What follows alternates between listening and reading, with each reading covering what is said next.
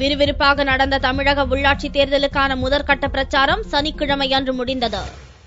தமிழகத்தில் அக்டோபர் 17 மற்றும் 19 ஆகிய தேதிகளில் 2 கட்டமாக உள்ளாட்சி தேர்தல் அறிவிக்கப்பட்டுள்ளது.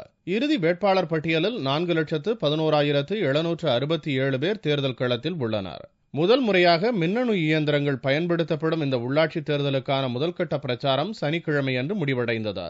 திமுக, அதிமுக, தேமுதிக கட்சிகளைச் சேர்ந்த தலைவர்கள் தங்களுடைய கட்சி வேட்பாளர்களை ஆதரித்து சூறாவளி பிரச்சாரம் மேற்கொண்டனர். முக்கிய கட்சியினர் மட்டுமின்றி சுயேட்சை வேட்பாளர்களும் தீவிரமாக பிரச்சாரத்தில் ஈடுபட்டனர். இதனிடையே 10 மாநகராட்சி, 60 நகராட்சி, 259 பேரூராட்சி, 191 ஊராட்சிகளுக்கான முதல்கட்ட பிரச்சாரம் சனிக்கிழமை மாலை 5 மணியுடன் முடிவடைந்தது. இந்த தேர்தலுக்காக தமிழகம் முழுவதும் 86,848 ஓட்டுப்பதிவு மையங்கள் அமைக்கப்பட்டு அங்கு கண்காணிப்பு கேமராக்கள் பொருத்தப்பட்டுள்ளதோடு பாதுகாப்பிற்காக துணை ராணுவ படையினரையும் தேர்தல் ஆணையம் ஏற்பாடு செய்துள்ளது. வரும் 19ஆம் தேதி நடைபெறவுள்ள அடுத்த கட்ட தேர்தலுக்கான இறுதிக்கட்ட பிரச்சாரம் 17ஆம் தேதியுடன் முடிவடைகிறது.